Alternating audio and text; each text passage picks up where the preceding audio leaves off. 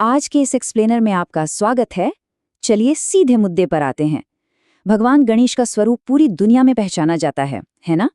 हम अक्सर मूर्तियों को बस अपनी श्रद्धा और आस्था के चश्मे से देखते हैं, पर क्या आपने कभी सोचा है कि इस दिव्य स्वरूप के पीछे एक बहुत ही गहरा और डेलिब्रेट सिंबॉलिज्म छुपा है?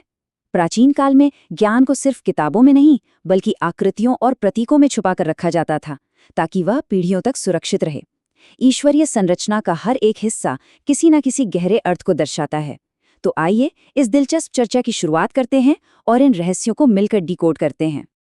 अब सबसे बड़ा सवाल ये उठता है, शुरुआत के देवता का रूप इतना अलग और असाधारण क्यों है? ये एक ऐसा सवाल है जो हम सबके दिमाग में आना चाहिए। यहाँ सबसे मजेदार बात यह है कि अगर हम इस स्वरूप को सिर्फ एक पौराणिक कहानी मान लेंगे ना, तो हम एक बहुत ही प्रैक्टिकल मैसेज से चूक जाएंगे। सच तो ये है कि प्राचीन हिंदू ग्रंथों के अनुसार ये स्वरूप दरअसल स्पिरिचुअल डिसिप्लिन और जीवन जीने की कला का एक पूरा ब्लूप्रिंट है, एक साइकोलॉजिकल फ्रेमवर्क।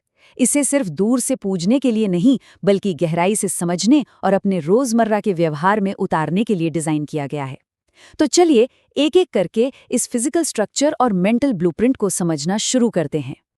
देखिए, उनकी शारीरिक संरचना सच में हमारे माइंड के लिए एक सटीक नक्शा है। उनका बड़ा सिर एक बिल्कुल सीधा और पावरफुल मैसेज देता है, बड़ा सोचो। लाइफ में हमारा विजन हमेशा ब्रॉड होना चाहिए, हमारी सोच किसी दायरे में बंधी नहीं होनी चाहिए। पर अब होता क्या है ना, जब विजन बड़ा होता है तो भटकने का खतरा भी बढ़ जाता है। बड़े गोल्स के चक्कर में फोकस हिल सकता है। बस यहीं पर छोटी आंखें एंट्री लेती हैं। हाथी की आंखें देखी आपने? बहुत छोटी होती हैं, पर उनकी नज़र बेहद पैनी होती है। ये छोटी आंखें अचूक फोकस का प्रतीक है। मतलब लक्ष्य चाहे कितना भी बड़ा हो, आपका ध्यान पूरी तरह और बारीकियों पर केंद्रित होना चाहिए। बड़ी सोच और पैनी एकाग्रता का ये कॉम्बिनेशन लिटरली एक गेम चेंजर है। अब थोड़ा उनके बड़े कानों पर गौर करते हैं। ज्ञान को आत्मसात करने की बात करें तो ये कान एक बहुत ही प्रैक्टिकल मैसेज देते हैं। ये हमें सिखाते हैं कि सच्चाई को जानने के लिए बोलने से ज्यादा सुनने की कला आनी चाहिए। आज के इस शोरगुल वाले जमाने में जहां हर तरफ इन्फॉर्मेशन की बाढ़ आई हुई है, वहां तो ये बात और भी ज्यादा रेलेवेंट हो जाती है। ये कान हमसे कहते हैं, ज्यादा सुनो, कम बोलो और सबसे जरूरी बात, सिर्फ वही ग्रहण करो जो सही है। आपने ध्यान दिया होगा, हाथी अपने बड़े कानों का इस्तेमाल मक्खियों को उड़ाने के लिए भी करता है। ये इस बात का प्रतीक है कि हमें भी अपने जीवन से फालतू बातों, नेगेटिविटी और डिस्ट्रैक्ट करने वाली चीजों को ऐसे ही उड़ा देना चाहिए और सिर्फ काम के ज्ञान को अंदर आने देना चाहिए। चलिए अब आगे बढ़ते हैं और एक बहुत ही मजेदार और फास्ट पेस्ड पौराणिक कथा सुनते हैं, एक दंत की कथा। तो हुआ कुछ यूं था कि महर्षि वेद व्यास जी दुनिया के सबसे बड़े महाकाव्यों में से एक महाभारत को बोल रहे थे और गणेश जी उसे लिख रहे थे। ये कोई छोटा मोटा काम तो था नहीं, ये एक एपिक टास्क था। पर तभी एक प्रॉब्लम आ गई। लिखते लिखते अचानक उनकी कलम टूट गई। अब सिचुएशन ये थी कि महाकाव्य का फ्लो बीच में रुक नहीं सकता था, ज्ञान की धारा को तोड़ा नहीं जा सकता था। तो पता है उन्होंने क्या किया? बिना एक सेकेंड वेस्ट किए उन्होंने काम को लगातार जारी रखने के लिए अपना ही एक दांत तोड़ लिया और उसी से लिखना शुरू कर दिया। सुनने में ये कहानी ऐसी लगती है ना जैसे किसी एक्शन मूवी का सीन हो, पर इसका असली अर्थ बहुत गहरा और इंस्पायरिंग है। ये टूटा हुआ दांत, जिसे हम एक दंत कहते हैं, सिर्फ एक पुरानी कहानी का हिस्सा नहीं है। ये अपनी ड्यूटी के प्रति अटूट बलिदान और एक्सट्रीम डेडिकेशन का प्रतीक है।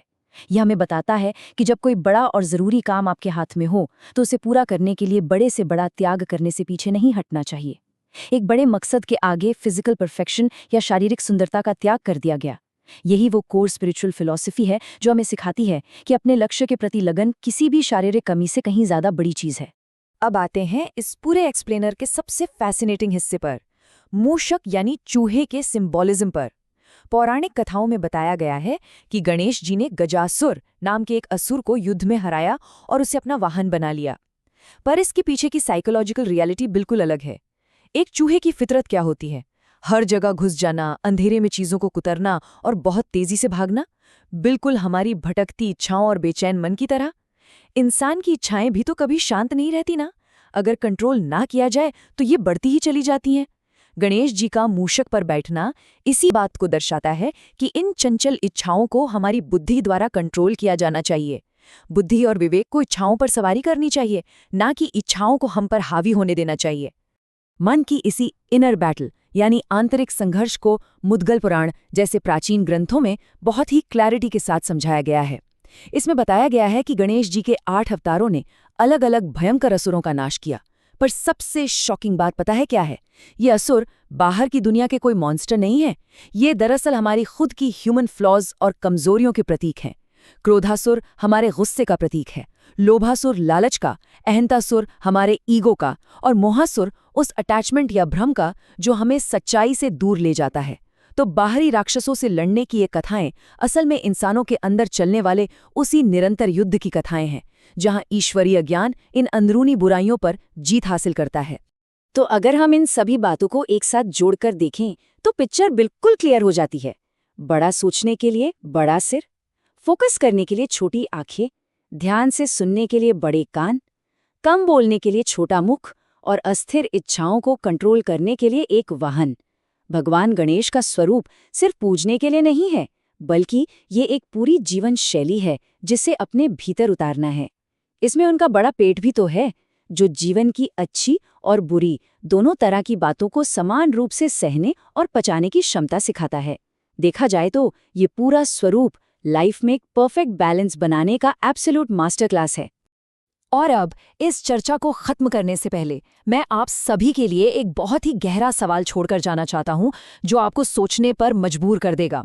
अगर ये प्राचीन स्वरूप सच में एक आईना है, तो आज जीतने के लिए आपके अंदर के किस असुर को इस ईश्वरीय ज्ञान की आवश्यकता है? क्या वो क्रोध है? क्या वो कंट्रोल से बाहर होता आपका ईगो है? या फिर मूषक की तरह वो रेस्टलेस मन है जो हमेशा भटकता रहता है? इन शारीरिक प्रतीकों के पीछे छुपी प्रैक्टिकल सीख को अपनाकर हम रोजमर्रा के जीवन में स्वयं पर बहुत बेहतर कंट्रोल पा सकते हैं। और सच मानिए, यही आत्ममंथन ही असली ज्ञान है। तो इस गहरे विषय और प्राचीन प्रतीकों की यात्रा में हमारे साथ जुड़ने के लिए बहुत बहुत धन्यवाद। सोचते रहिएगा।